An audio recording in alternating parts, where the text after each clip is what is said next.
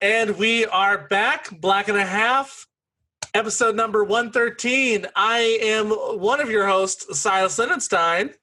And I'm the other one of your hosts, Samantha Run. Hey, and thank you so much for joining us today. Today is another wonderful episode. We have comedian Jeff Horste on joining us. Jeff, say hi. Hey, what's up? Okay. Yeah, we have some long talks about with his. He is a vegan superstar, and we talk a bunch about food in the beginning, and we get to know Jeff and we talk about hot topics as normal. We're what are we hitting on about being the unemployment question? Is getting more money to be unemployed bad? We ask, our community bubbles in the future, and we talk about the amazing Nike ad, and then I got a movie review of Seriously Single on Netflix, and then we talk to Jeff as normal. You're a fun guy. You're a fun guy. Do you have Instagram that people can follow, like from the beginning or something? It's just at Jeff Horste, JeffHorste. Just at all social media. That's it. You just nailed that one, huh? Yeah. No, Jeff is a funny guy. Yeah, you got a unique enough last name. You can just have your name. You don't got to fight with nobody over it. I know. Yours at least yours is short. Yeah, that's true. People go Linden. Oh, just like my name, Lindenstein. They're like, okay, I'll never follow you. That's fine. I'll never ever follow you. Well, awesome. We're glad you can be on here.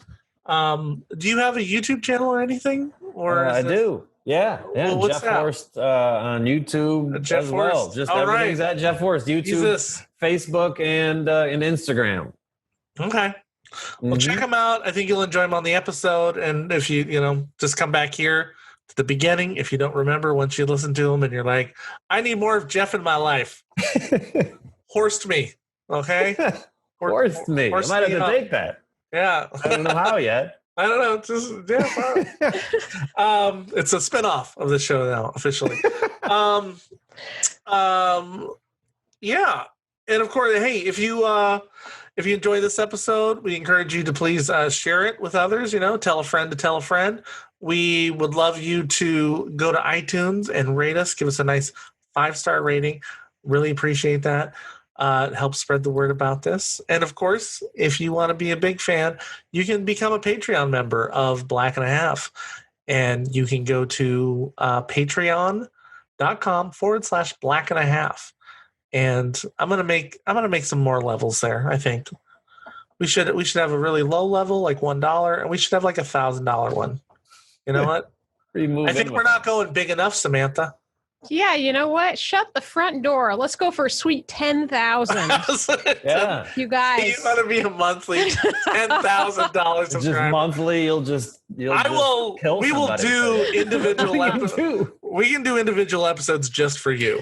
Oh yeah, we'll serenade you over the interwebs. I want to see what happens in Patreon when I try to put in a $10,000 level. And they're like, you serious? Well, like, just takes one. Just takes one. Right. And also, you can support Black and a Half by supporting our, our third jobs. If you could, for instance, if you are in the Seattle, Washington area and looking to buy or sell a home, you can visit my website at silasgetsreal.com, and you can see Silas Lindenstein with Skyline Properties. And I can help you. I can help you buy a house. Isn't that great? Or you can become a Patreon member. It's a little cheaper, but it's there. And I'm not the only one with wonderful life skills. Oh, why? Thank you, Silas. I too have wonderful life skills. If you are looking for assistance in empowering yourself in voice, body, and mind to use performance skills to help you live a fuller life, so you can do your performances, do your interviews, your public speaking, whatever. It's probably more important now than ever, Samantha, with people having an interview from Zoom. Yeah, right? It's a really great skill set to have, and especially having the lessons over Zoom helps it to feel less awkward when you have to interview over Zoom. Yeah. So it's actually an added bonus right now. Yes. So you can always message me at beyondtechniquecoaching@gmail.com. I do post useful videos as well on Instagram, Facebook, and YouTube. And if you want a topic to be discussed, I'm happy to post something up there for you as well. My podcast for that is coming out soon too. Oh yeah, we'll announce that. Performance-based. Yes. Yeah, we'll tell. Yeah. We'll let you know. Yeah. And we have a YouTube channel. We're now putting these episodes up on YouTube. So if you're listening to this, you probably don't care, I guess. But maybe you're watching the clip of the intro. There's all these visual things that happen. You guys, Jeff had a really awesome mug. And if you've seen me on these episodes, you see like I've always got some sort of cup or mug with me, and it's fun. You'll want to check it out. Okay. And if you're always wondering, like, I wonder what Silas looks like these days. He sounds so good. Check out that shirt. Yeah, check out the clothing we talk about for 20 minutes. Mm-hmm. Check out the YouTube channel, subscribe to there, and you can watch. And not only these, but as we do eventually get some, able to film some like all the short films that we've done are up there. 2 of which Samantha are in, both award-winning. And then, we're going to put other video content on that page besides the podcast. So one day we'll get to do these videos again until we come up. We kind of need to do a radio play or something. I don't know. Yes. We'll figure it out. You guys, if you want to see us do a radio play, please comment and tell us what to do. And Will you write one for us? Okay. If you want to see us do a radio play, please comment. It needs to have Cinnabons in it. Leave the script. And let us. It doesn't need Cinnabons. Personal time. Yeah. Okay, but so. Yeah, we'll have more content up there, so check it out and subscribe. But until then, here's the episode. Think you're going to enjoy it. Episode number 113. 113. Jeff Horste. Stand by to receive our transmission. Stand by to receive our transmission. Oh yeah. Well, I just noticed we've got a couple things going on here. You don't eat out of a mug. My mom got me this. And you don't want to. It says I don't eat anything that shits. And so as a vegan, my mom thought that was funny. And I think it's funny. I like it. I stand by it. I don't think that's accurate, though. Well, I think it's great. It's great advice. Only animals shit. Well, no. Are we counting plant shit? I think plants poop. But I think it's like shit that looks like that. I think it's stuff that looks like that. Yeah. Oh, yeah. Like Mr. Hanky. Well, none of it looks like that. Really? Well, like with the eyeballs. And you definitely don't want to eat any shit. So that's good to just. You're a vegan? You're a vegan? Yeah. No wonder you're skinny. Though actually most vegans I know are like the shittiest eaters. Yeah. I'm not like our buddy John Reviewer. He's been on a couple times here. Uh-huh. I've been out with him. He eats horrible. He's always eating French fries. Those are vegan. They're like, that's shit, dude. Do you go to places where he has vegan options though? Like, is that his only option sometimes? He's always stopping to get fries. Every vegan I know is always grabbing fries somewhere. I love fries. That's my closest vegan attribute right there.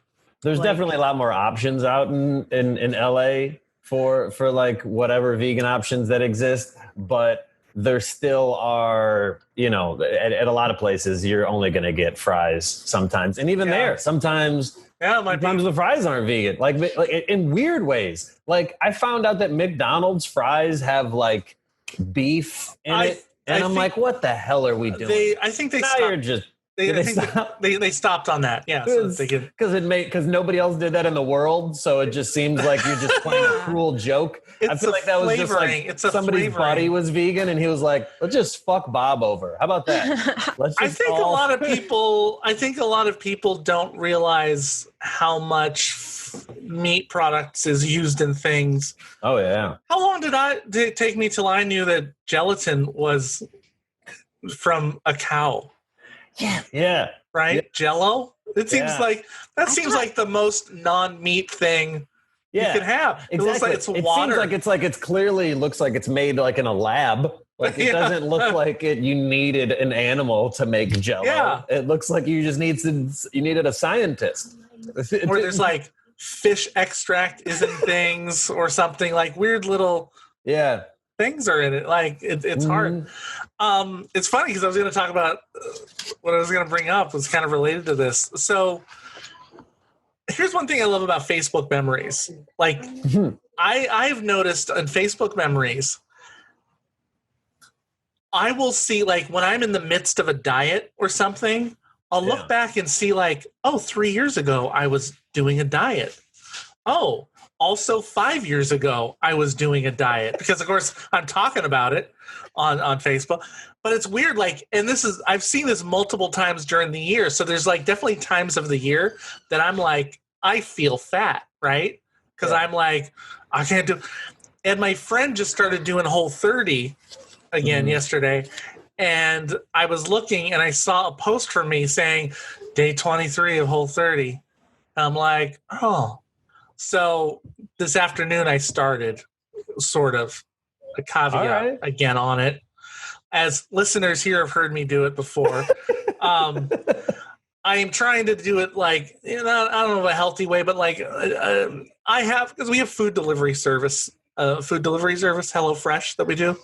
Okay. They send you the stuff to put together for the meals, because we waste a lot of food if we don't. So I found this is good portion control, everything. I'm like, and I use everything. There's a little packaging waste, but I don't think it's as much waste as the food that we get and end up not eating or whatever. So I've said, look, these HelloFresh nights, I will not go Whole30. I will, but I am going to try to alter it when I can to take some of it out. Like I won't throw cheese extra on something. Okay. What's cheese extra? Cheese it's what you pay for when you say extra cheese. That's cheese extra. I didn't comes know in a separate that, container. How many times I just ate Taco Bell, and I still love Taco Bell, even being vegan. Taco Bell's the easiest fast food for me to be vegan. Yeah. Just say I just want beans instead of meat and no cheese. But there's so many times like you eat something out of the habit, and then you forget, like there's so many things that cheese makes this thing taste better, that we forget how many things it doesn't make it taste better. Like even before I stopped eating meat, like I came to the realization that there was a lot of times that adding cheese to a hamburger might take away from the flavor of the beef. Oh, certainly. And there's so many times that I'm like, well, this just tastes like it doesn't taste as good now. But even though I like these things separately, I was just conditioned to thinking that cheese on everything made everything taste better, and it's not always true. I totally agree. Yeah. I was never a cheeseburger guy growing up. I always wanted just the hamburger. Everyone else wanted cheeseburgers, and I was like, why do you want that on there? I think I didn't like the kind of cheese that was being put on burgers. Yeah. I was in an American cheese world. Yeah, and I was that's disgusting. Yeah, I don't like them. Yeah. But I think I did once people started using cheddar and making our own, I was like, oh, well, this is something. Yeah, cheddar. This is cheddar. Yeah. Okay. Swiss, I like Swiss now, but like as a kid, I hated Swiss. And my dad always wanted Swiss, you're being fancy, you have Swiss, right? I don't know. So I know I will still lose weight because having done it, I've done Whole30 twice. I will say the second time I added in beans, even though you're not supposed to, because that was harder than anything else, was not eating beans. Because coming from California, that's a staple of what you eat, right? Like I can't have noodles or beans. And that was the one I was like, I won't give that up. But I'm like, I can do 30 and I need to lose weight, even though I just got a bunch of new clothes. So it's going to hurt me, but then I have to buy new clothes. Not necessarily. With this, there might be some extra free time. You could learn how to tailor. Unless size them down. Solid point. Or I replace it with muscle, right? That's right, That's right. Or you just wear clothes that are far too big. Yeah, And I did for a long time. And you just walk around as that guy. I did that to feel skinny for a long time. Oh, right? wow. I think I still do. I wear pants that are a little too big, so it makes me feel a little skinny, even though I know I'm not. I feel like I grew up wearing clothes that wasn't like overly baggy to the point that you would just like stare at me like what's wrong with me, but Yeah. I didn't. But it's like it clearly wasn't the best fit for me, and I have no idea. It was just slightly off, not off enough for people to correct me, which they should have, but enough to where like I grew into clothes that like I wore years ago. Yeah. Like I was like, my brother was bigger than me and a few years older than me. So his hand-me-downs were just way off to where I was like in high school wearing jabot. You know what I mean? And like just things that was like, this was his cool elementary school outfit. And I was like in the 8th grade, like, this shirt fits me now, you know? And yeah, I don't know. I started doing Stitchfix. Do you know that? Oh, Samantha, I thought you'd be all over Stitchfix. Look it up. You can they send you clothes. You get a stylist, like they assign a stylist to you, and they send you clothes, and then you give feedback. You can send stuff back. They always charge you a $20 styling fee if you don't take anything, so that's an automatic. And then I've been getting like 5 pieces of clothing, and they're way more expensive than I would ever buy, but if you take all 5, you get a 10% discount. So there's an incentive to try them. But I've had 2 shipments so far, and everything fit perfect. Wow. And it looks good. So then the next one, and you can say like, hey, I have a special event coming up. So they'll like, oh, okay. Like they'll try to send you stuff to try to work for the special event. You can be specific, and you can keep asking for the same stylist. I don't see how they can possibly remember you specifically, because I'm like, to be big enough to make money, right? They have to have like 1,000 clients, right? That this one stylist is working for. I don't know. Interesting. But it makes it seem like they don't tell me, oh, your stylist is Javar. I don't. I'm like, it says your same stylist. And so I've been getting 2, and they're like nice clothing.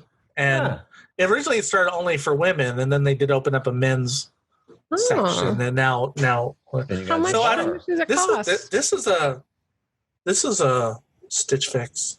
Oh, nice. I did notice you've been dressing a little better the last few episodes we had. You didn't want to say anything? I mean, sometimes you just want to dress up a little. Well, I get it. We weren't recording. I thought that was why, because I also like when we weren't recording, I was like, it's quarantine. Yeah, your hair's a lot nicer now than it was. Oh, my hair's like this. My hair was good before too. Let's not. Okay, but my hair was like this because for the audition. Otherwise, like this whole like not having to be out as much. I'm loving just not having to straighten it. But I had to flat iron it for the thing.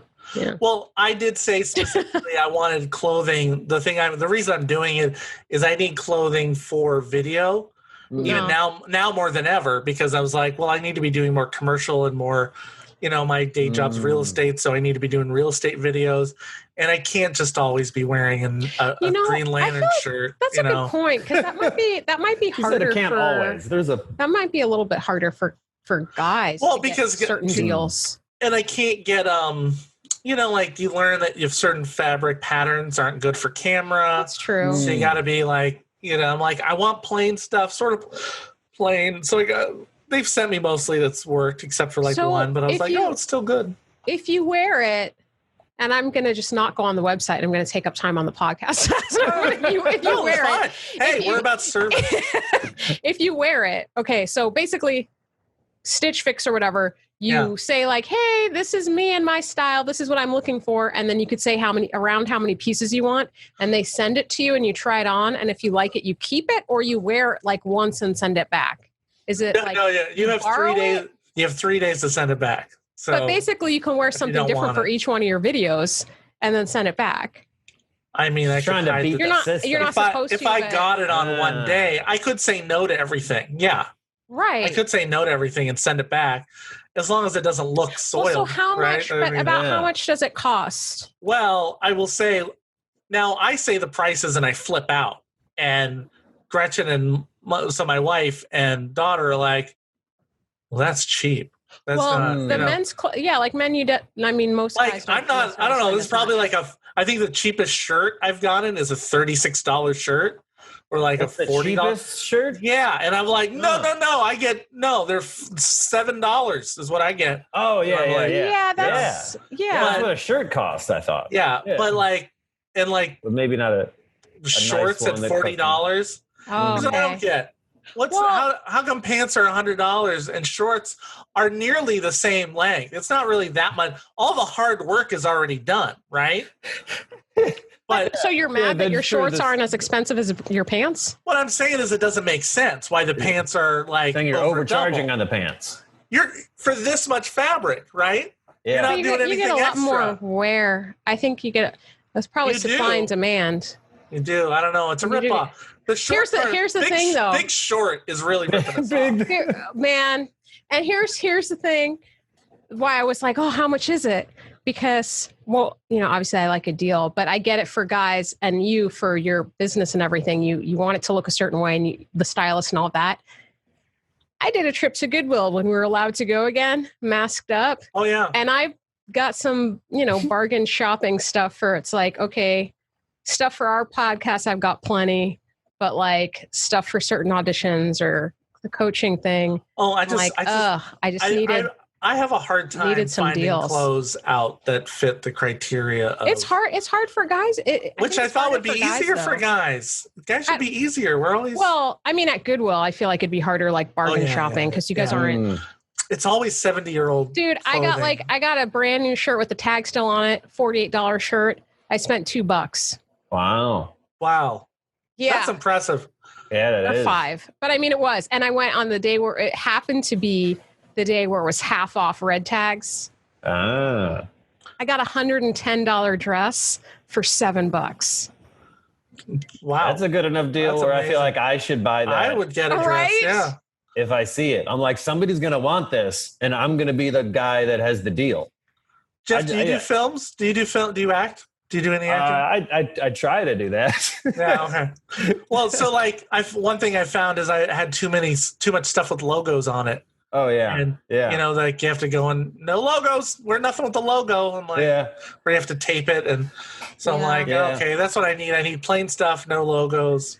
And I felt weird lately where we're just at home, and then for so long now that you're just dressing up just because you used all of your not dress up clothes. Yeah. It's like, so then it's like, oh yeah, well, I guess I just have to wear a nice shirt today at home without going anywhere or do laundry. And so those are the options. Yeah. I feel weird doing laundry just because I don't want to look nice. Seems like a weird reason to avoid doing laundry. But you want to be comfortable. Yeah. It's nice to balance. I think they have though. I gotta find it, but I heard that maybe they don't have it for guys, but I've heard it for women where they have clothes that you do borrow. Like if you want to have this awesome wardrobe, but you don't want to have to buy everything and spend all that money, you can do a subscription thing where you rotate the clothes out. So as long as you're wearing, really, that's why I was curious. I'm like, you might be interested in something like that. Are they counting on you staining it so you can't return it? Like they're like. Okay, what's the catch? Oh, there's spaghetti sauce. Oh, well, they're going to make a killing. You know what I mean? Like they spend even if it's a high-end item, like a $500 skirt or something, right? Well, they get probably 100 women could wear that skirt while it's still good. Do you know what I mean? They're going to make so much money off of that. Mm-hmm. I don't know the economics of that. Yeah, I don't know. Really, like when you said $500 skirt, I already in my head was like, holy shit. That is insane. What is it made out of? Is that some Lady Gaga red carpet thing? What skirt costs $500? What would you rent a $100 skirt for, Samantha? Like, how much would you pay? A $500 skirt. How much would you pay to rent it? Yeah. Me? Yeah. No, I am all about. You have a job. Let me wear a $500 skirt when I'm in this film or on this commercial. No, but like, But what in- would in be your regular price life, to rent Let it me for? find. No. If somebody was like, if you were haggling with them, what would be your rate at which to wear it for one day? You're like, I'm not going to go over this price to wear this for one day, to rent this $500 skirt for one day. Like, would you pay $20 for a day to wear it? Oh, if it was a special day and it was a really good skirt, sure. Okay. Yeah, like if it was, let's say it was like somebody's wedding or like a big birthday okay. party, Yeah. something special, then sure. 20.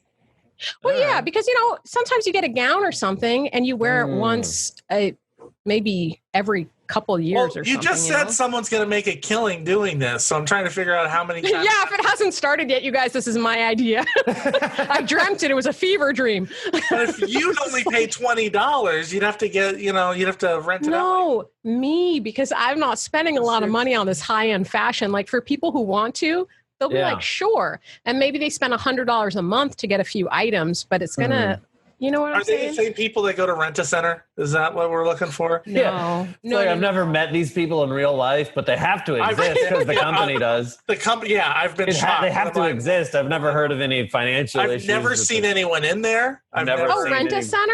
Yeah, I've just figured they were all mafia fronts. Wait, no, Rent-A-Center. I feel like that used to be big a few years ago. Oh, there's one in Linwood. I just don't know who's renting their furniture. Yeah, I've never seen it. Well, you either are a rich person that has enough money to buy expensive furniture, or you just get free shit from your friends. I don't even know anybody in between. I can't even. Well, I don't know. Maybe remember. maybe some single moms or something.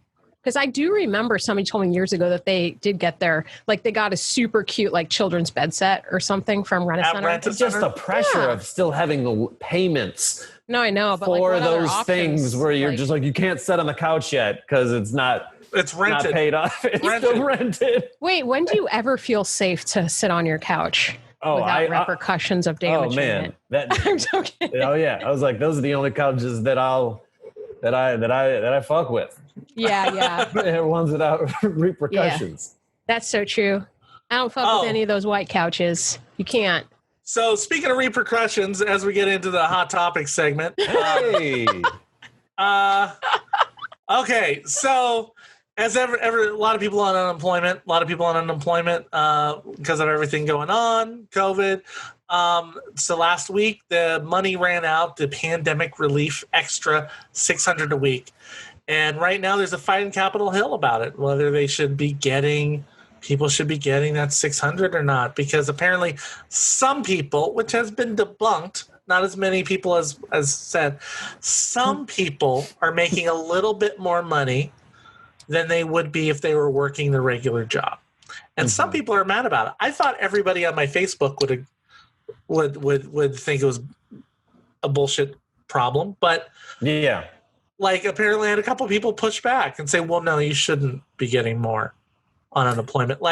So what are your guys' thoughts on this? Do you get upset at the idea that someone's theoretically making more? I don't get upset at the idea of anybody. I think that it's almost laughable when anybody tries to measure the exact difficulty of a job and how much money that job pays. That's never been true in American history and world history. Was there ever an exact correlation of these people work harder so they get this much more? That's never been true. But for some reason, people always want to use that as an excuse to either justify maybe themselves feeling bad for not making more money. I don't know where this is coming from, but to me, it's like, yeah. But this isn't even the case. The economy should have been in a good enough position to begin with where that shouldn't have been true. It's not their fault that unemployment's paying them more. It's maybe they if there was a good enough job opportunities out there for them to begin with, if minimum wage would have been raised to begin with, there's so many other problems with the economy that it seems to be weird to just blame the person for accepting the money. It seems like a weird blame. Well, the idea that they're incentivized to not work right now. I think there should be an incentive. I think there should be an incentive to stay home. That's good. I was like, they should pay all of us to stay home, right? Yeah, especially America. Maybe I don't think other countries maybe necessarily need such a an incentive to not try to kill other people, but it seems like Americans do. So oh my whatever the goodness. reason An is- incentive to not kill other people. I love that. What if every day you wear your mask out responsibly, you get $1? There you go. You get 10 cents. Or, right? Yeah. Because it's, so many other people are upset at other people making more money, but I think they're not taking money. Well, not from even you. more. Some people seem to just be upset just the idea that somebody is working at home and making more money than they would if they had their job. It's like that's how most billionaires, just rich people are in general. They got their money inherited. What do you mean? The rich, all the Walton family is just the children of the guy that made Walmart. They didn't do anything. They just had lucky parents. How many examples of that do we have in this country? Well, you were talking about earlier the classism I would think of saying, like, the whole minimum wage idea, the idea that a burger flipper shouldn't make more than 15 an hour, or like they shouldn't make 15 an hour. I only make 16 or whatever. And I'm like, that always bothers me because I'm like, you know what? It's honestly, that's hard work. Like, I mean, I'm white collar, right? I guess real estate's probably white collar. I don't know. Probably. Like, I feel like I'm paid because of my knowledge, right? Yeah. Not because of my labor. It's like, you're not like, it's hard because I'm like, I'm getting paid. I've told the fast food where I'm like, dude, you work way harder than I do. Like, maybe they wouldn't be able to memorize the things that I've memorized, but I don't think of that as, it's not hard to me because I memorize things quick, or, I know it's not, but I'm like, you're over a grill all day. Like, I can just peace out and say, nah, I'm not even going to work today. Actually, I'm just going to go in my backyard because I'm self-employed. I don't have to. I just don't, I never get that. And then I told someone today, I'm like, why would it matter to me that someone is getting more money? It's not coming from you. Like, when people always bring up the example of nurses, they'd be like, well, nurses or not nurses, or like, what was it? Ambulance, people that worked in an ambulance. Like, people bring up all of these important jobs and say that these people shouldn't make less money than fast food workers. And I would just be like, but we chose it. Sure. Let's go with that premise. Sure. That's not the fast food workers' fault. It's like any money that you get, you did not get because you stole it from me. You're not fixing the problem by just picking somebody, by being mad at the person that got a better situation. I think some people think that because you got a better situation, well, what about me? And I'm like, isn't that even we should fix your problem there? too. Like, to decide that a fast food you worker, can say that. Yeah. Like, why can't, if somebody's happy, I remember watching this video of a guy talking about, you know what? I love my customers. He worked at Kentucky Fried Chicken, and he was proud to be a cook there. And why would I take that away from him and say, well, no, really? I think I saw that. And that's a low-life job. Genuine. That seems so genuine. No, it's not like you're important to like a nurse. You should be. You shouldn't be happy. Exactly. You should not be happy. Who are you to be happy? That's a stepping stone of a job. It's not meant to be for your happiness. Like, are you fucking kidding me? Look, I make decent money now. Am I happy doing it? Absolutely not. No, I want to be doing the job that pays me $100 a night to tell some jokes and drive for 4 hours. That's what I'd rather be doing if I could afford it. I'm not happy because I make money. No. Yeah. Oh. Yeah. All good points. Yeah, that there is some classism there, and just Samantha, are you classist? What do you thought? Do you identify as classist? No, it's a big subject. I'm just, I'm listening, and there's so many different. You've been a server, right? You've been a server. Yes, I have. Servers can make good money, but I always it's like I get mad because I'm actually I hate the tipping system for one. I'm very angry at that. So, because I'm like, well, you don't get paid by your employer a lot. Yeah. You're dependent upon people to step up. Which doesn't that kind of just seem like you just shouldn't go in business if you don't have enough money to pay your employees? What type of loophole did you find where you're like, all right, here's the business. I'm going to make a business where everybody else has to pay my employees. I'd be like, well, I don't think you have enough money to go in business. You can open up a restaurant and be like, look, we don't have enough money for people. We'll just pay them $1.50 who gives a shit an hour, and then just hope that the rest of society feels obligated to fulfill what we're not paying them. That's just insane to me. It's like, of course I'm going to tip the server, but I feel bad that they feel like they have to fucking sprint to my table or, you know what I mean? Like the amount of pressure that they must feel to be like, if I don't force a smile 24/7, then they're not going to pay me for, enough to live. That's crazy to me. Samantha, did you feel like you had to be, I don't know, as a server, did you like being paid by tips? When it worked in my favor. I'm just gonna be real. If it was a day that I got great tips, I'm like, this is rocks. But if it's a day where you like, oh man, I'll never forget this. It was like a table from hell or something. I mean, it wasn't really, but it was, I was working at the Cheesecake Factory in Marina Del Rey. Oh, I got a party of like 15 people. They took up my whole section. They came straggling in, and then they barely bought anything. And then they insisted I split the check for them, which I'm not obligated or supposed to do for that many people, right? For and all they, of them? Like they insisted ways? It was split.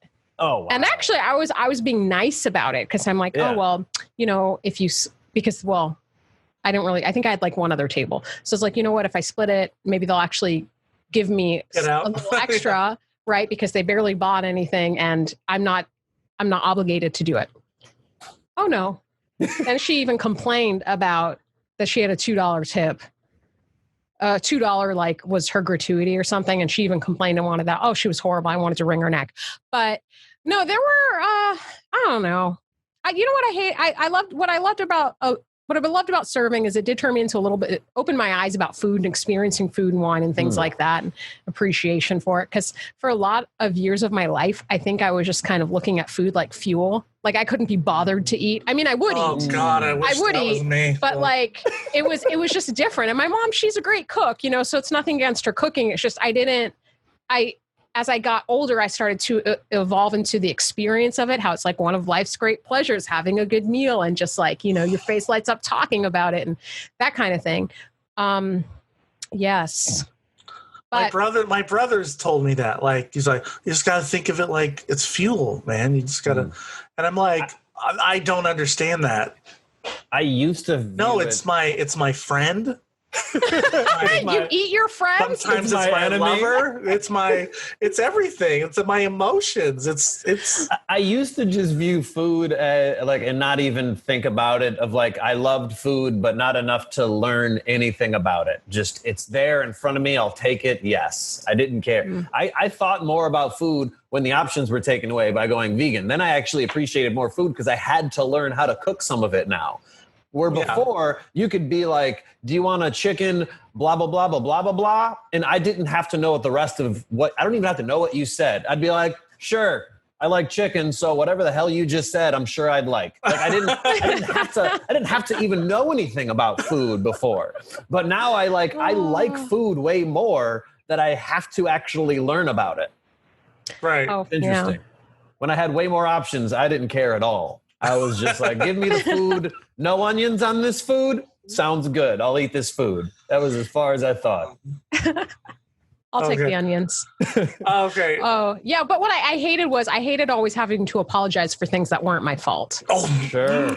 That was, you get blamed. And if you don't apologize, then you don't get paid. I don't even like apologizing for things that are my fault. So why am I going to? Yeah. Oh my goodness. I apologize so much. It was so ridiculous to the point, like after a long shift, I remember this was so ridiculous. I was walking back and I bumped into the wall and I turned to it. I said, I'm sorry. I'm like, man, I need to get out of this job. Oh hilarious. You said it so. You probably said it so politely and respectfully too. Yeah, you know. You were already trying to take money off of their check. Like you were already just like, oh God. Oh. Yeah. Okay, so moving on, Dwayne Johnson announced that his The Rock, right? Yeah, The Rock. Rock Johnson. Yeah, just Rock sure. Dwayne. Okay. We're talking about the right. Everyone knows Dwayne, right? Yeah, you don't everybody know knows. just, Everybody knows who he is. He's shooting for an upcoming Netflix movie, Red, Red Notice is going to resume in September, but they're shooting it in a bubble. Much like the NBA. I think we talked about that last week. The NBA is just like together in Disney World, Disney property, and they're not going anywhere. It's just them all hanging out. They're going to do the same thing with this movie. It sounds like a couple movies are starting to do this. They all arrive a few weeks early, get their temperatures taken every couple days, and nobody is to see anybody else for the duration of the film. It's like they're on jury duty. Yeah. I don't know how many jobs can do this.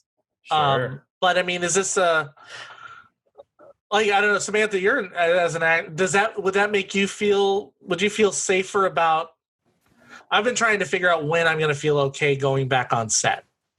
Oh, right. Yeah. It depends on the protocol.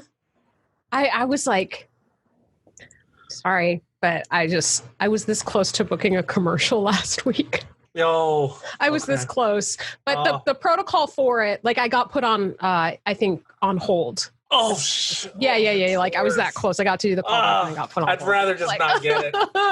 Exactly. But depending on what it says, like on the breakdown and like the protocol and how many actors are going to be on set, if you're like,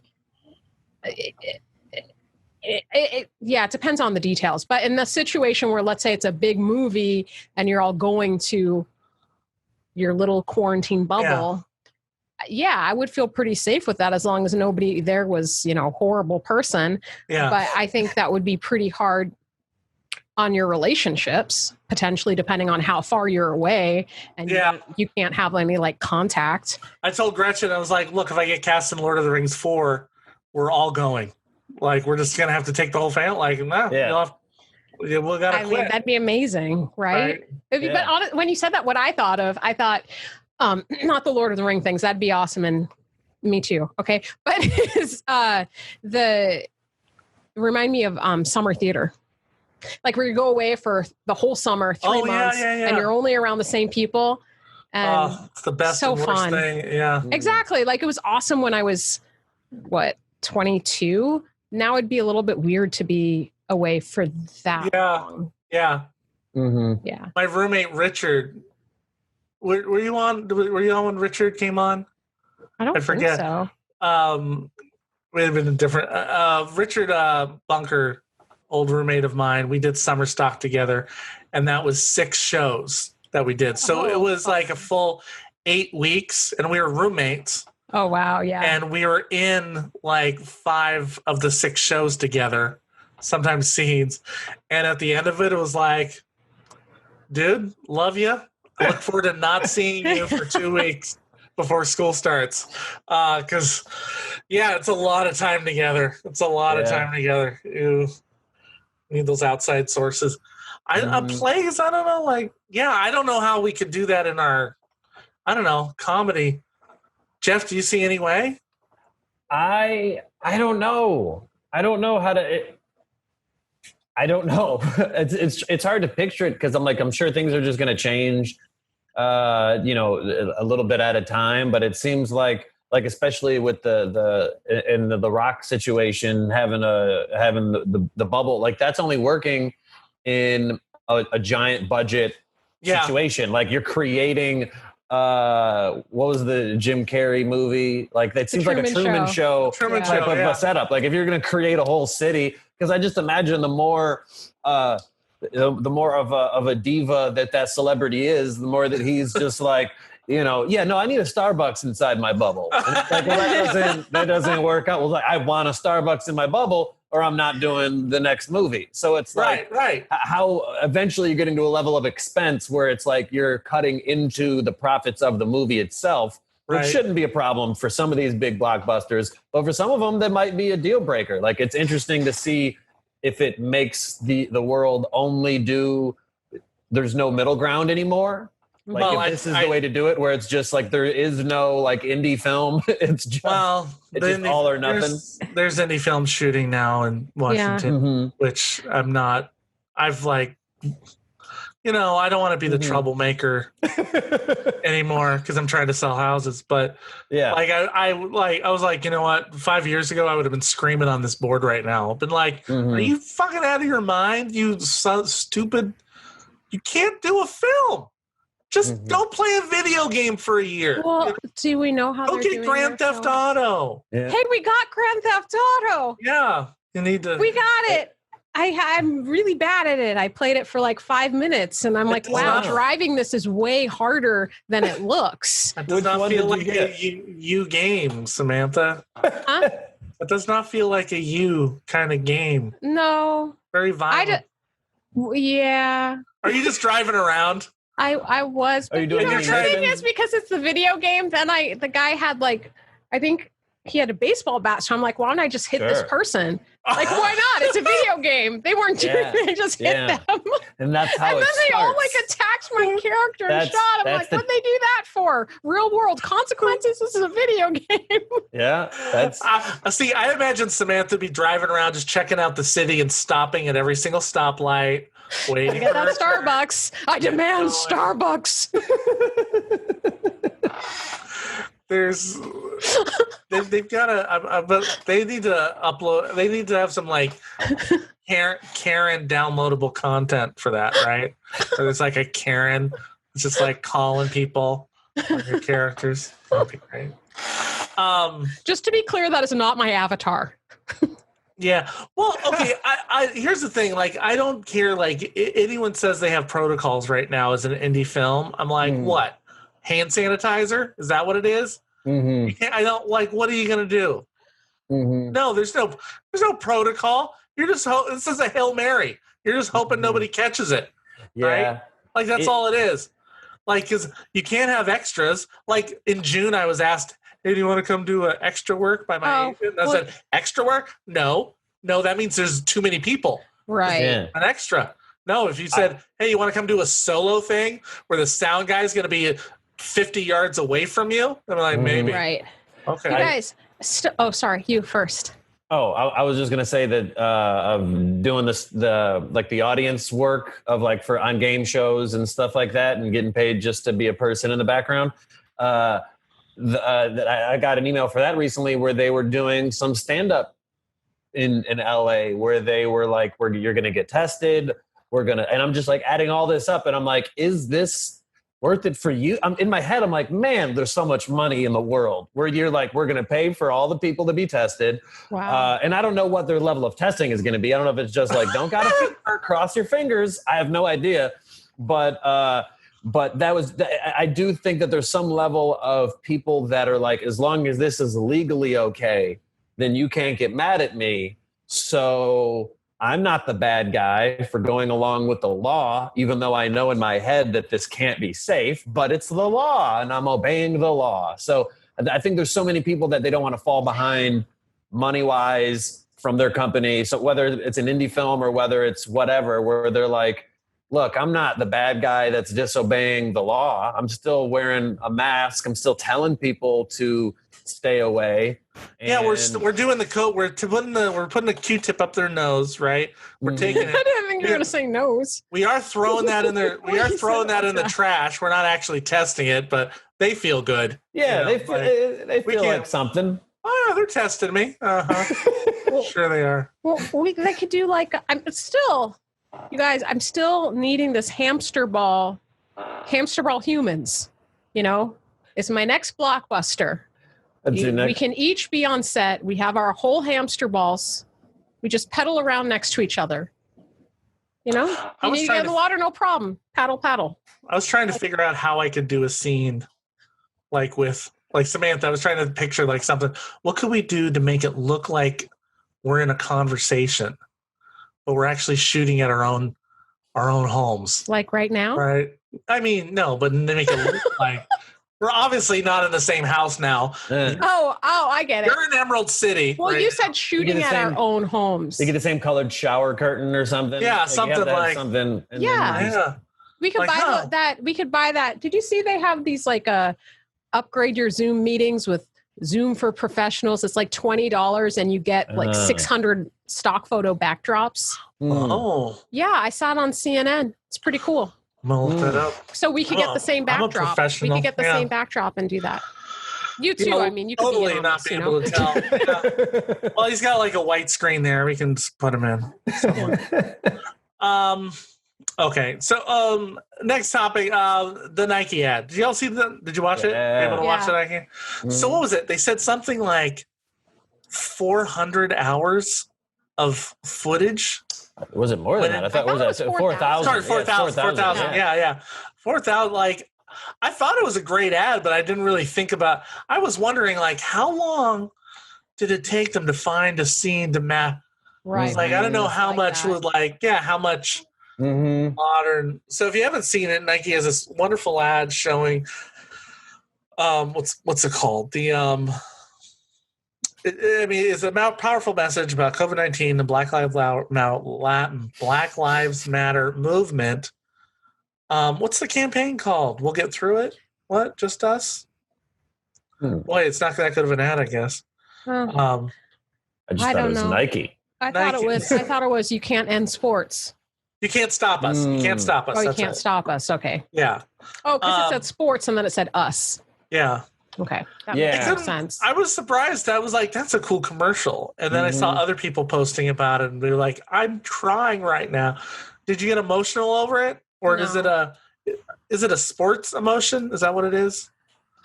Like, I didn't cry. I was like, that's a cool ad. I am a crier. I cry all the time. I didn't cry about this though. Like, I'm not like, I get if somebody else did and they felt, closer to it, that's cool. But for me, I was just really impressed.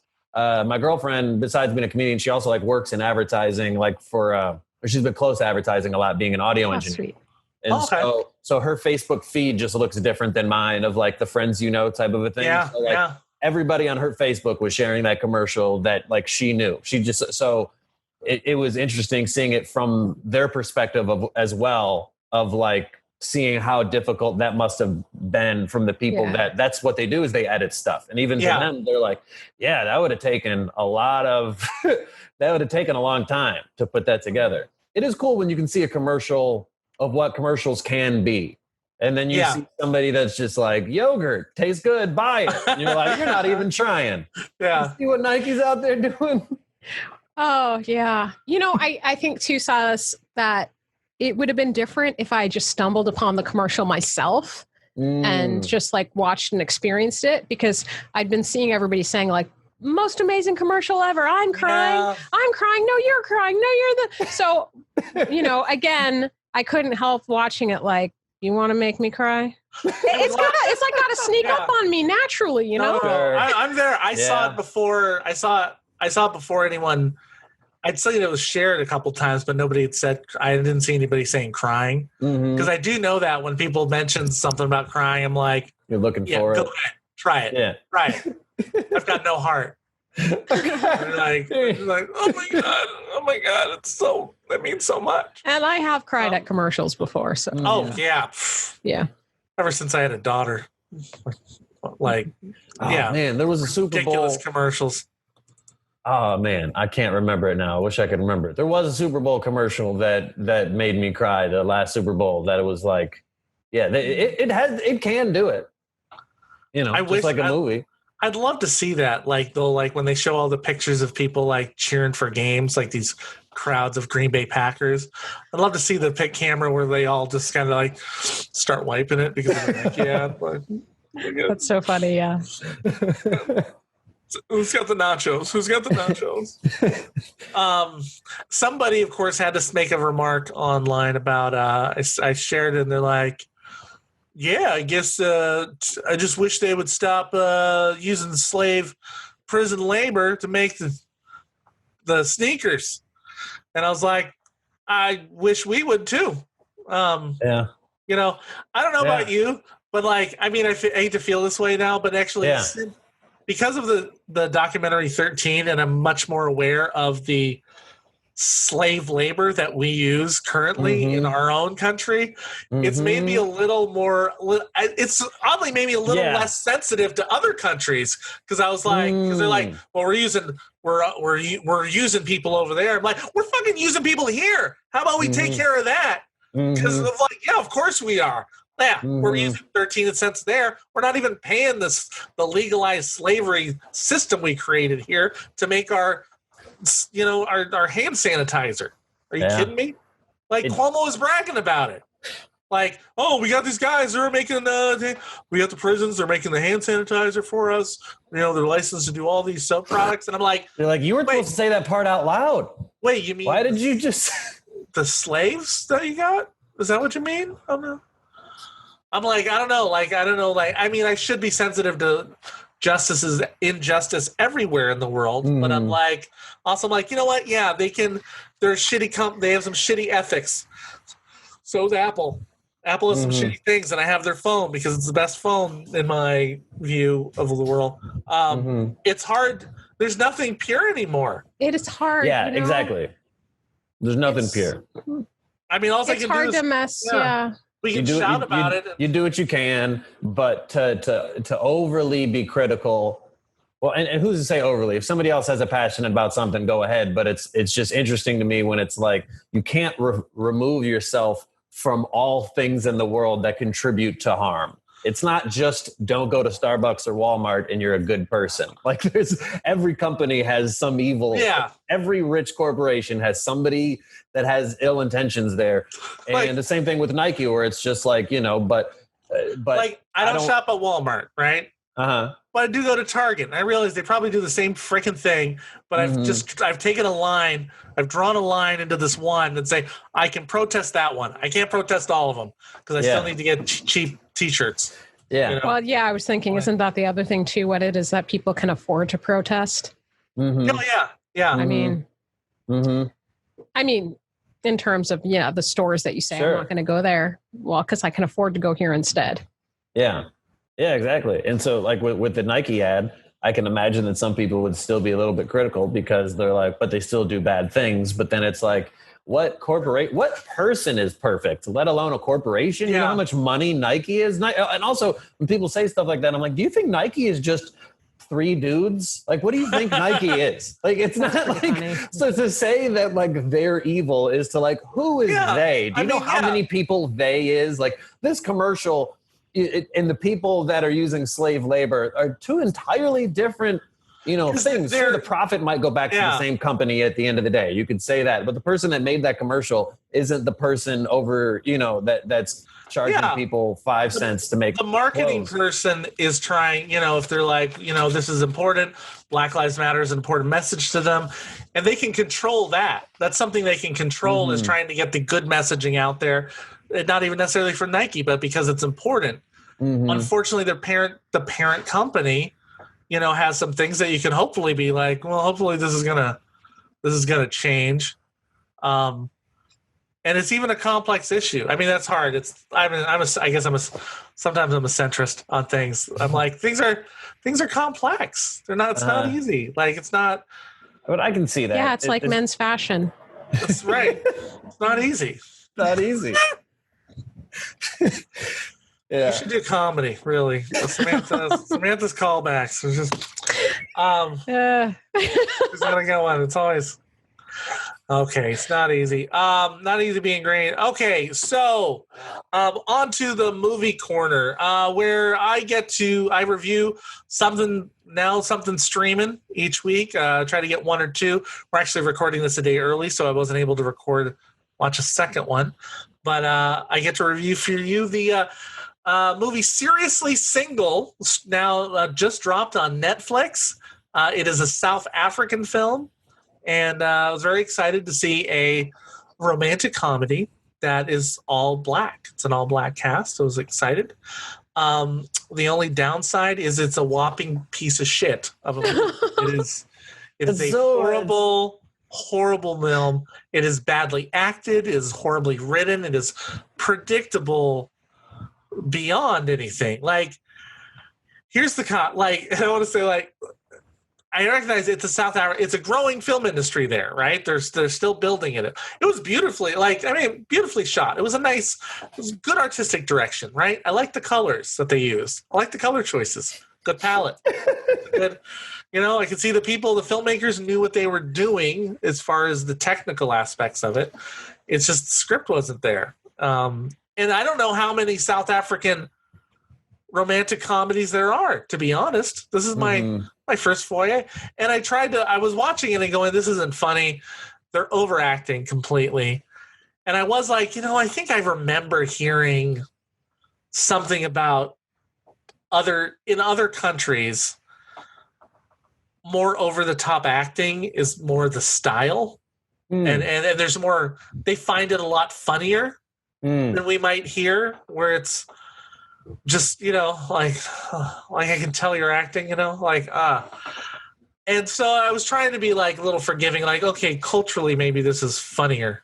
Or maybe there could be jokes in here I have no idea that were even meant to be funny, I guess. But it was, it followed this woman that she becomes single. She gets dumped, and they send all of her boxes.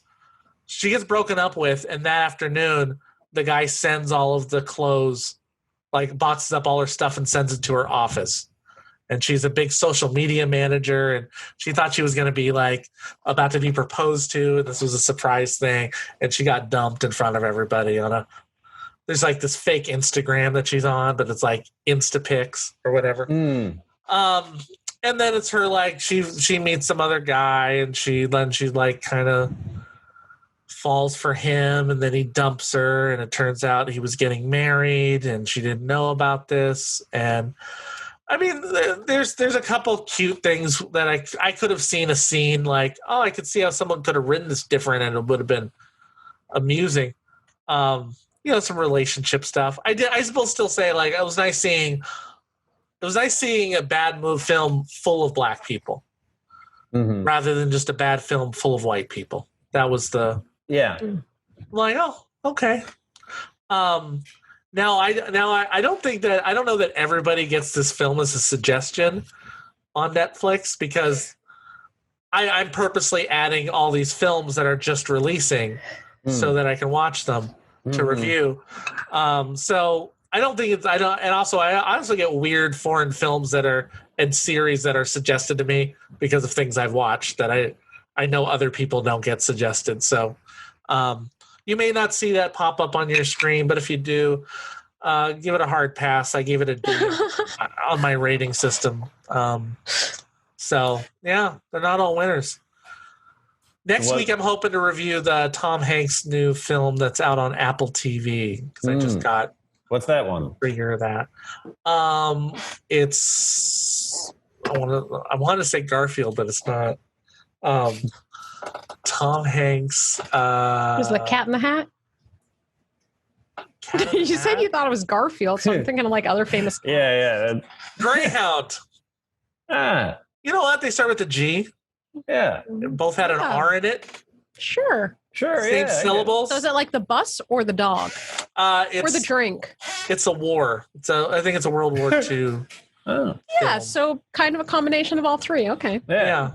So it's on Apple TV, which not everyone's getting. But I just bought a new iPhone a month ago, and I didn't know that they offered me a free year of Apple TV. A year? Yeah. Wow. So I'm like, okay, I'll check it out. I'll watch this. Yeah. Watch it on my computer. So I can't get it on my TV, but because that'll cost me $100 to buy an Apple TV, and that's called being a sucker, right? Give me the free $4.99 a month. That's service. right. I mean, you could buy yourself 2 T-shirts for that price. Exactly. I'm not going to spend that kind of money. So yeah, skip that movie. But who I don't want to skip is our guest today, Jeff Horste.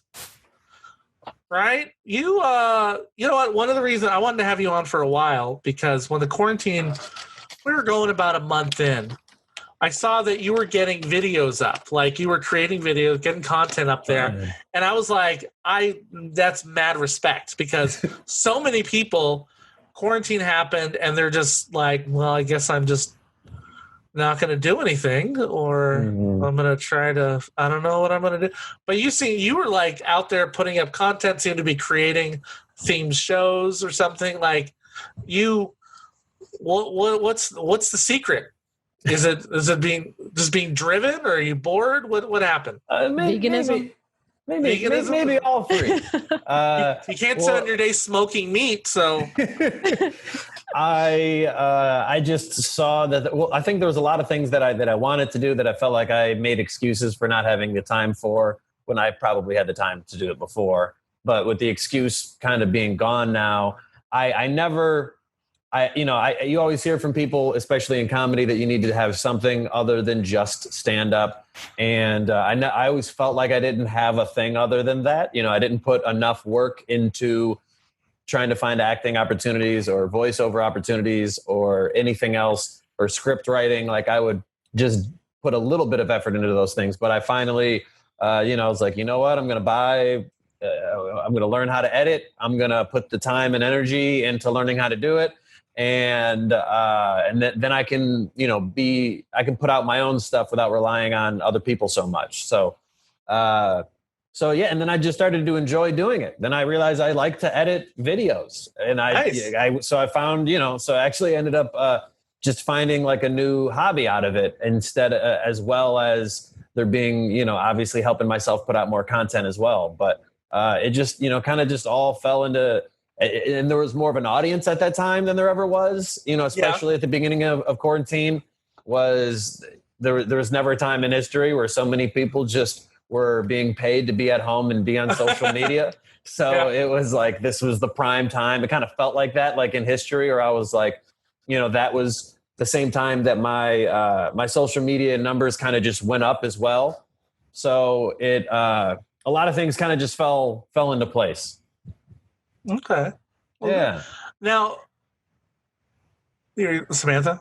No, I'm just like, good for you, dude, because that's awesome. That, like I said, at the beginning of quarantine, man, so as I was thinking, when I play back, like, when we were towards the beginning of quarantine, I'm like, oh, hell no, I'm not doing anything. I'm just trying to not panic. Just got to breathe every day. Like, I was not on that motivation kick. It took a minute for that. It took a minute for that to kick in. So, yeah. No, it took a week, especially at the beginning of the protests and things like that, where it was like just all of the negative emotions that exist just swirling around in my body, of like, oh man, the world's a terrible place. Yeah. And there's a lot of those feelings. But then I think it was also of the amount of things that I wanted to do, and hearing how much of like the idea of like, how much silence has been towards some of the issues that matter. Then I'm like, I'm being paid to, as a white man, I can't just be like, things are hard, I'm in a bad mood. It's like, things could be a lot worse than being a white man being paid to live in Hollywood. So I can, from the government. So it's like, okay, I can, I did have some time though, where it was like, this is awful. And it didn't feel like I could do anything. Yeah. And so I'm sure a lot of people felt like that, where they were just watching TV, like, there's not enough cute animal videos that can change this, change this bad mood that some of us were in. Yeah. Now I met you in New York City, doing the Something Devil. I think the year that I met you, I wasn't even doing it. My girlfriend Esther was in Laughing Devil in New York. Oh, okay. And I was just hanging out. You were that just year. visiting. Oh, okay. Yeah. I think I ended up doing it years later, but I think that the year that I met you, I was just hanging out in New York with her when she was doing the festival. But you had already been a stand-up there, right? Yeah. Okay. Well, not in New York, but I was already a stand-up. Yeah. And where did you start doing comedy? I started in Detroit. Detroit? Yep. Ooh, yep. Okay. Started in Detroit, and then I moved out to LA about a year and a half ago. Beginning of, not this year, but the year before that. When you are you from Detroit then? Originally? Mm-hmm. Yep. Were you a class clown? Did it always? I was not. Always? No? I was funny. The people that sat next to me thought that I was funny, and that was as far as I was comfortable letting the jokes travel. I didn't, I was the type of kid that, like, I failed speech, not because I just refused to give the speeches. I just was like, and when you think back in retrospect, it's so crazy that you're just like, everybody was self-conscious, so nobody cared. But in your head, you're like, I don't know, there's this fear of what other people think about you. And it's like, it's not until you do stand up for some time that you're like, oh no, everybody's only worried, and everybody's too self-centered to really give a shit of you fumbling over a few words in a speech. But back in high school, I was way more nervous in just talking in front of large groups or being funny to anybody other than whoever was sitting next to me. You were like the writer. Yeah, I think it started that way. It started more of being the writer type of a person, because I didn't take any acting classes or do theater or any of that, And I think back of like, man, that would have been cool to have some more of a background into those things that at the time I didn't put any thought or energy into. When did you first discover stand-up? I discovered stand-up. I've been doing it for about 10 years now.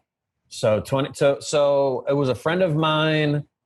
So I was 22. It was a friend of mine who I went to college in right outside of Ann Arbor in Ypsilanti, Michigan. Went to Eastern Michigan, and a friend of mine worked at a place called Big Ten Burrito, and there's also a Big Ten Burrito like cantina. So it was like a Mexican restaurant bar type of setup. And it was the perfect place to start stand-up because it was so new. Like the people running it, normally the people running the show at least, they're not new at stand-up. They're not brand new. The people running the open mic had no idea what they were doing.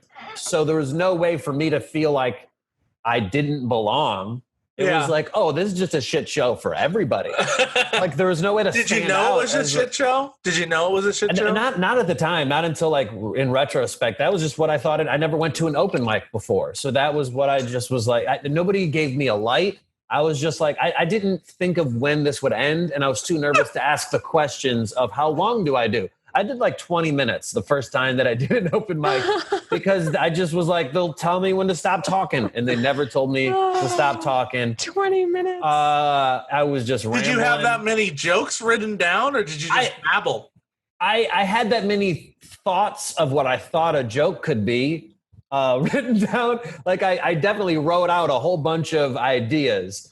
And they weren't, some of them were definitely not like well thought out jokes. They were like parts of stories that none of it made it to today's set at all. I don't know how long any of those jokes made it on, or how long they went on for. But it was probably like 30 people there, and like 15 were friends and family, and just college friends that lived in the area that were like, "That's crazy, Jeff's I played beer pong with that guy. He's gonna tell some jokes. That's crazy." Like that was about half of the audience.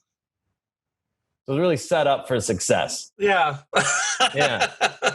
Everybody, yeah. And was there a moment that you started taking it seriously?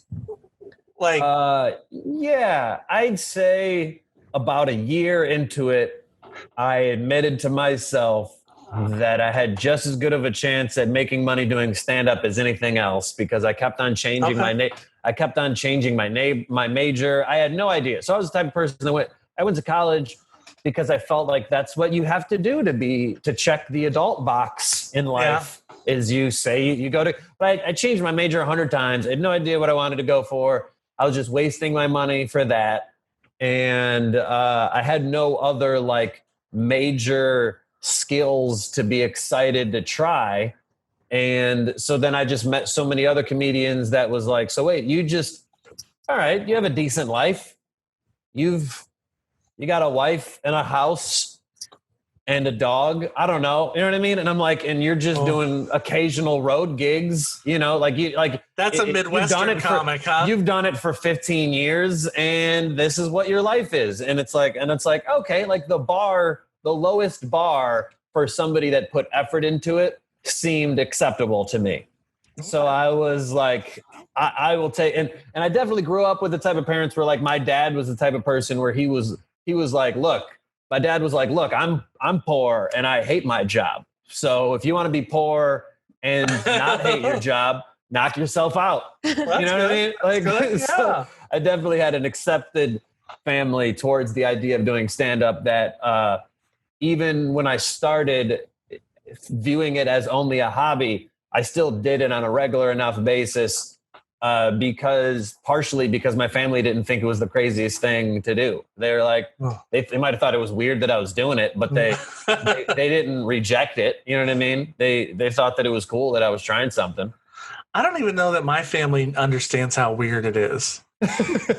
Right? Yeah. I think back, it is kind of a weird. Oh yeah, it's a pretty really weird profession. Yeah. Yeah. Like, it makes more sense to me, like meeting people who they're a stand-up comic, but they're a writer on a show. I'm like, that I get. Like, you just do stand-up? How do you do it, man? Yeah. It's a little weird. You just go into you've given up every Friday and Saturday night of your life.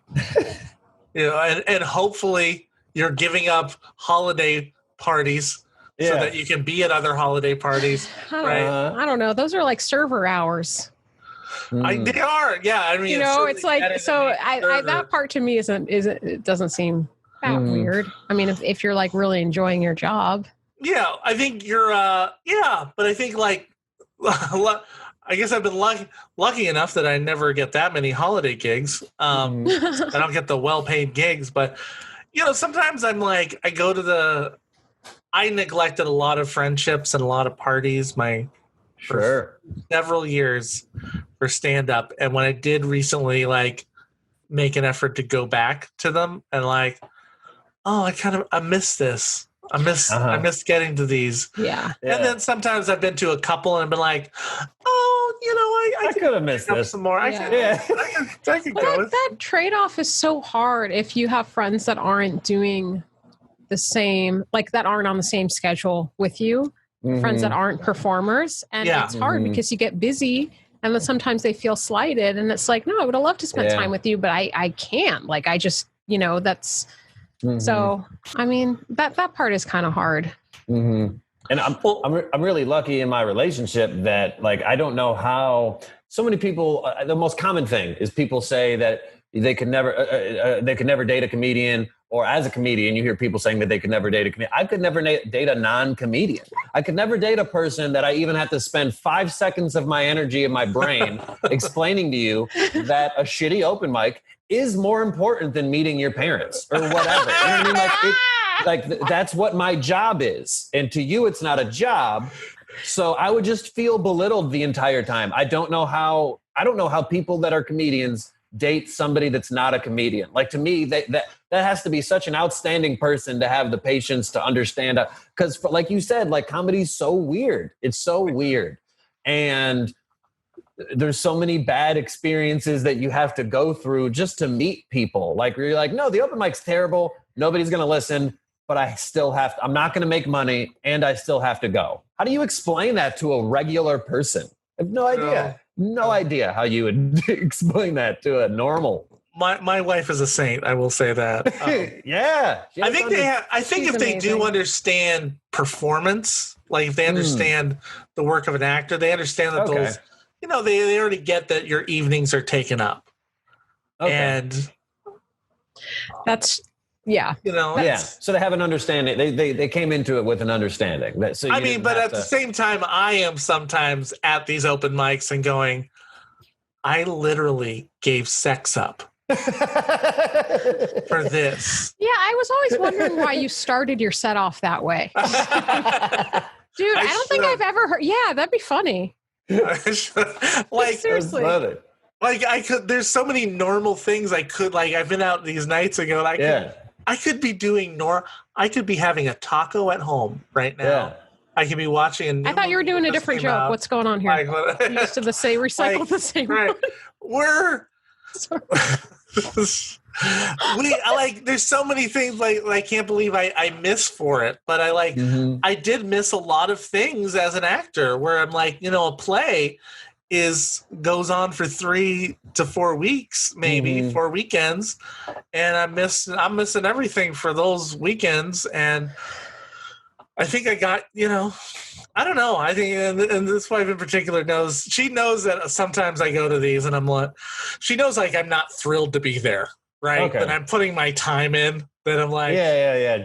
Sometimes she said, you need to go. You do need to go because also it's how you make money. It did help that for a year I was making all my half of rent was coming through comedy and entertainment. I mean, that's amazing. Right. And when you do that, when you start actually bringing in money for it, a normal can understand okay, but whatever it takes. Well, and that is hard that can be hard to explain to people who aren't artists too, because so much of our jobs require us to do free things in order to get paid things. And that's part of the process. And I've definitely had moments of having to explain it to certain people in my life of, just saying hey, you think Dave Chappelle or Chris Rock or any one of these favorite comedians, you think they started out getting paid all of the time?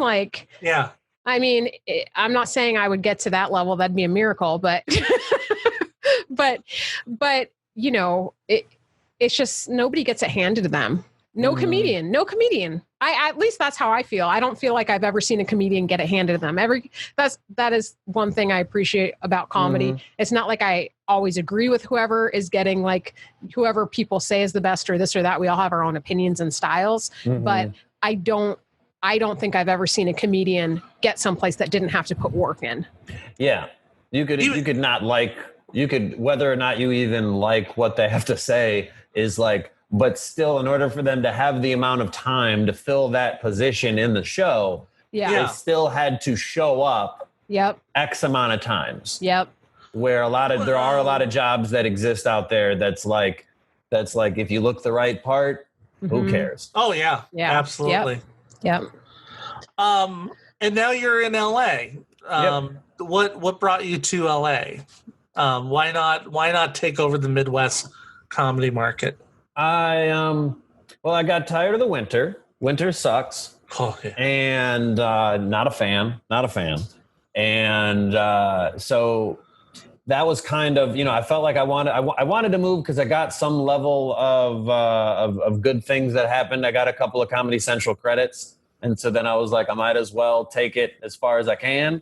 And what'd you get for Comedy Central credit? There was a couple shows that were produced by Kevin Hart. So there was a show called Heart of the City. Yeah. There was Heart of the City, and I did the Detroit episode of Heart of the City.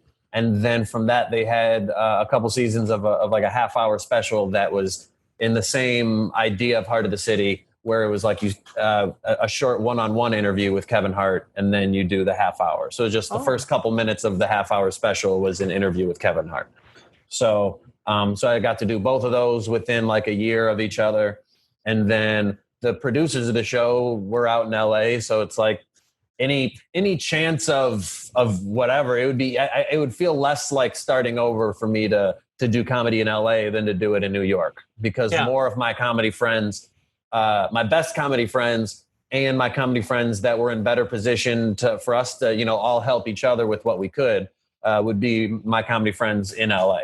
So that, on top of the fact that the weather was better than New York and my brain doesn't understand directions in any form. And in LA, you can just use your phone and it tells you how to get there. Yeah. In New York, at some point, no matter what anybody tells you, they're a dirty liar. Your brain has to take over. At some point, you're going to be like, well, everybody knows on Friday, the G train isn't going to go south to the blah, blah, blah after 10 o'clock. And you're going to be in the wrong place for 3 hours in the cold. Yeah.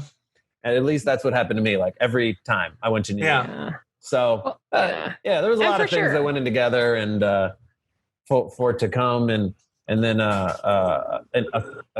another comedian, Trevor Smith is my roommate, and he moved out here 8 years ago or something, right towards the beginning of me doing comedy. And so it just worked out financially as well, because then it's a 2-bedroom. You can split 3 ways. Me and my girlfriend taking 1 bedroom, him taking the other. So we got a good deal. And little did you know, you get to see each other all the time. Yeah.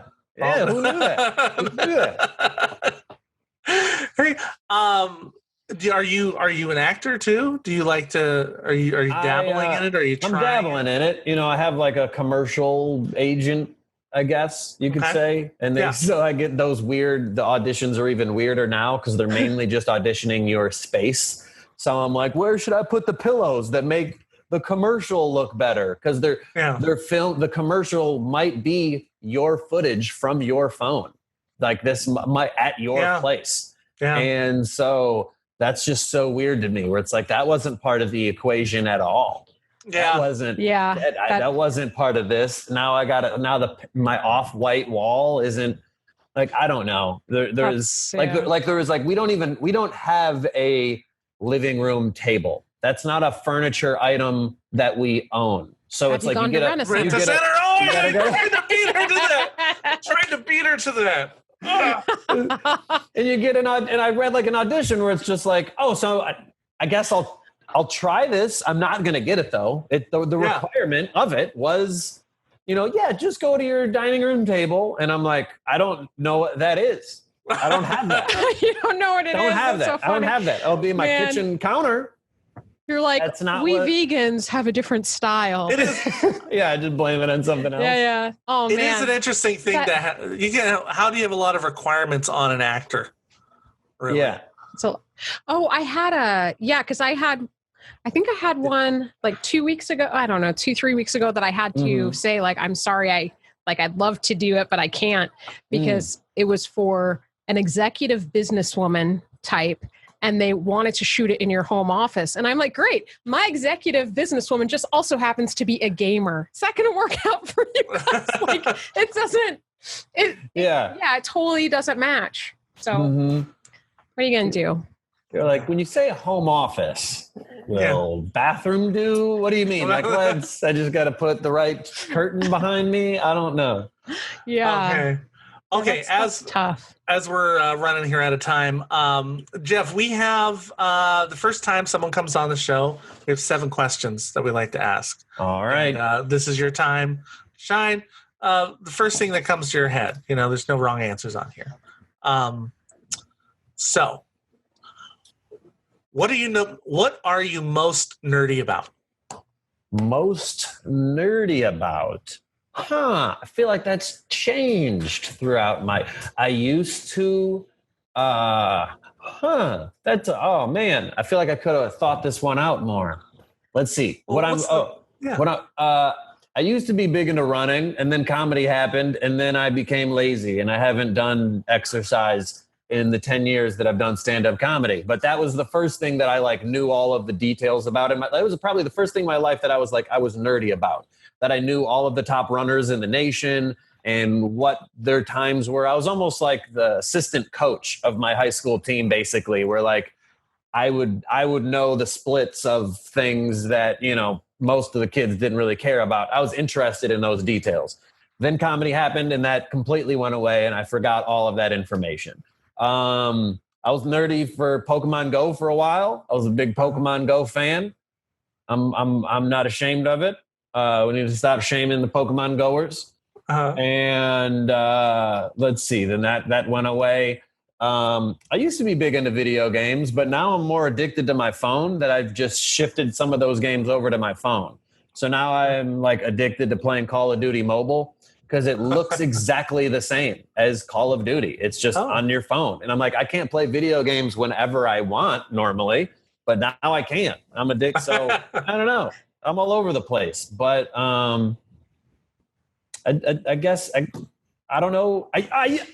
If I had to pick a thing ever, I wouldn't say that I'm the most. This doesn't apply now, but yo-yos. I used to be big into yo-yos. I did yo-yo tournaments, and then Michigan. This is the weird story. The reason that I stopped doing yo-yos is because all of the stores that sold yo-yos, all the kiosks in the mall. They just decided to go to Ohio one day. That's it. That's the story. That's how my hobby ended. I was going out. My mom would drop me off at the mall, and I was all excited, and I'd like go be a part of like all these little tournaments and these little groups at the mall. And then they were just like, "Yeah, now it's the Cinnabon. Now it does. Now it's not there." They were making money. They didn't care. They just went to Ohio. So that's how yo-yos ended. At least in Michigan during my childhood, was that they didn't sell them anymore at the mall. And that was where most of that's where people would bought them at. That feels like an amazing indie film. Yeah. Like a great coming of age story. Yeah. Do it, please. Show up watch it. With your yo-yo in hand and there's a Cinnabon. Right?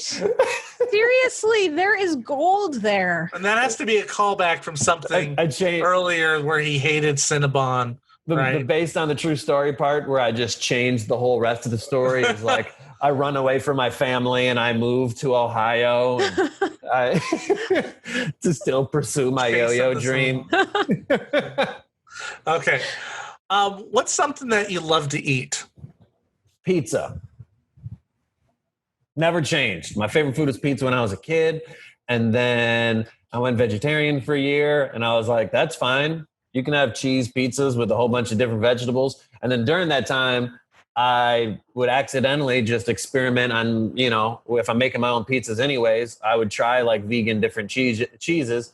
Then I found the ones that I liked. And then I was like, wow, if you make your own food, this is how little of making my own food I ever did in my life, is that this was a profound thought to me that I was like, do you know if you make your own food, you can make it however you want? Fucking crazy. You can really do that. You can mix hot sauce in your pizza sauce because you're an adult and you're allowed to do that. Like I never thought of that. I never thought of just like I was a picky eater, but then I was too lazy to make my own food. So I would just be frustrated in my head and not do anything about it. And but now I love making vegan pizza. Do that all the time. Probably like once a week. I'm making my own vegan pizza. That's awesome. And you make the dough and everything. Not the dough. That's the next step. I buy the dough and then I just put the cheese in the sauce. So not too time consuming. It's really easy though. Yeah. Pizza dough is really easy. You can. Yeah. I'll look into it. That's the next step. What's something that you love to drink? Something that I love to drink. Lately, we've been making our own tea. Just making our own like cold tea, iced tea. You could even call it. I don't know why I called it cold tea. Like it's a new thing. It's tea, but it's cold. Iced tea. I've been getting into that, but I never had for alcohol. I never had a go-to drink. When people would be like, get me, people like, what's your go-to drink? And I'm like, I don't know. There's too many factors. There's price. There's, I don't know. I've been I think I'm too indecisive as a human to have go-to answers for questions that other people just have. And so I think that when I was a kid, my favorite pop was like Sprite. And then I just stopped drinking pop. And then I think, I don't have to, it's hard for me to come up with favorites on things other than pizza. Okay. I need to find out about this iced tea. How do you make your iced tea? Not good. We're just learning. I just learned a few days ago what simple syrup was. We were putting sugar in and mixing it around like it was Kool-Aid. So we are new. But do you use loose leaf? Like loose leaf? Yeah. Or like tea? So we take the loose leaf tea. So we'll buy so there's all these different kinds of tea that she bought. I learned how to do a thing after Esther finds an easier way to do it. So she does all the work into researching what's good, and then I just learn how to make it after she does all the hard work. But so there's all these different loose leaf teas that I've like mixed around with what, mix and match in some of the different stuff. And we found how much like lemon and lime juice. We have like a lemon squeezer and we'll squeeze a whole bunch of lemon and lime, which I'm finding you can put on anything and make it taste better. Like I used to think hot sauce made everything taste better, but it's also lemon or lime. Like ramen noodles, put some lemon or lime, squeeze like a whole lemon in your ramen noodles. there's no reason to eat at a restaurant that tastes better than any fancy noodles I've ever had. It's just ramen noodles with lemon on it. Changes everything. So we've done the loose leaf and mixed different kinds, and then we just now learned the basics of how sugar works and never thought about that before. And so we're making the simple syrup so you don't have to spin it, or it just goes in the water.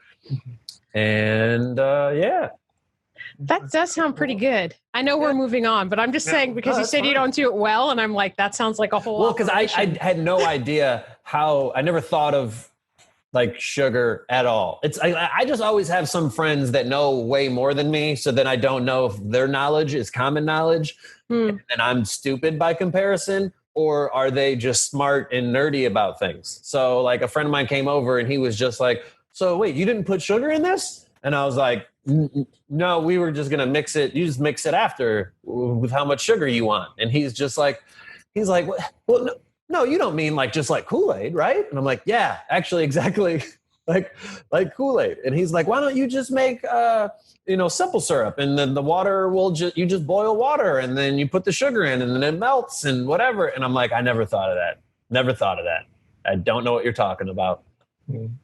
And I still don't really know what he's talking about. He wasn't a bartender? He makes the simple syrup at home and just gave it to me. So I still haven't had to make it myself yet. But it does make it way easier than constantly stirring the drink the entire time that you're drinking it before every sip. It's a lot more work involved. But I got used to doing it like that. So, all right, never mind. All right. Yeah, I know. Sorry, Silas. What kind of music do you love? Music do I love? I pretty much don't listen to. Okay, so my life of music was weird. I think because I think as a kid I cared too much what other people thought. So then admitting that you like any certain kind of music is just like, this is a thing people can make fun of you about. So as a kid I didn't really like listen to that much music. So I just felt like I was playing catch up to music. And there was so much music I didn't know, because I would just call that like white people music, because I grew up in Detroit. And so then I just was exposed mainly to just rap and hip hop. And that was like the only thing I knew. And everything that wasn't rap and hip hop was just white people shit. There was two kinds of music: rap and hip hop, white people shit. And that was it to me. And then I started to learn more kinds, but I pretty much just don't listen to country. And, I words distract me. Like I listen to the music, and I feel like some people, their favorite song, they don't even know what the fuck it's about.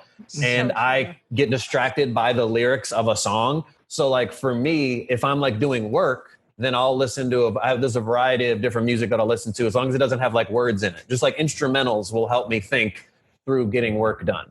And then if I'm relaxing, then I'll listen to, but mainly just rap and hip hop would be, I might got some random favorite artists that I'll cycle through, but I still feel like there's so much shit that I feel late to, I feel like late to it. I feel like I meet somebody else that likes rap and hip hop, and then they're just like, they would quiz me on it, and I would just feel inferior of like, whoa, I'm not an expert. Okay. I just don't need the 5 people I listen to. Right. What do you love to create? Right now, I love to create videos. I love to find a way to make stuff that I find interesting, funny. And sometimes it's just interesting or neither. But the goal is for me to try to take things, whether in stand-up or in creating my own like online content, is the things that I would think about, just of whether problems in life or interesting things in life that I would normally just take up my day thinking about these things, trying to find a way to explain it in a humorous way, one way or the other. And right now that I've been putting a lot more time into learning how to do video editing. So that's kind of the things that I like to create at the moment. What's a game you love to play? A game I love to play is Call of Duty Mobile. Okay. Yeah. Yep, Thought it would come back. That's what I'm loving. I'm loving. I'm nerdy. I think that's what I'm the nerdiest in. I even watch like online like YouTube videos of like children explaining to me secrets of it. Yeah. And I think that's when you're nerdy, is when you subscribe to like a 16-year-old kid who's got like 1.5 million subscribers, and he's just teaching you about this video game on your phone, and you're like, I think that's a nerd. I think that is. Oh, yeah, I agree. Okay, last question. In 100 years, when someone reads your biography, what do you want to be remembered for? What I want to be remembered for. What do I want to be remembered for? I feel like I have to phone a friend and be like, what do you think I want to be remembered for? I think I want, because what I would at least encourage, I think I like, it comes off as preachy and it sounds weird, but that I cared. I think that people should just try to force themselves without judgment towards people who care less, because we all come from different places and different people that we meet in different life circumstances. So I don't think that we should necessarily negatively judge somebody for not caring as much as you do about, whether it be race or whatever. But I think that we should all challenge ourselves to kind of care a little bit more, because as technology advances and life becomes easier in so many ways, whether Postmates and Uber and like there's so many ways that life has gotten so much easier, that I think that we forget to think about people other than ourselves, especially as Americans. So I'd love to just kind of be remembered as, at the very least, of like, he gave a shit. Jeff Horste, he gave a shit. I think that would be circle with your mug. Yeah. That's awesome. That's great. Great answer. Jeff Horste, thank you so much for coming on. Thanks for having me. Wonderful to talk to you again. Absolutely. Let's not make it 7 years again. However long it's been. But great. Thank you. Black and a half. Join us. Impressive. Join us. Impressive. Live long and prosper and prosper and prosper.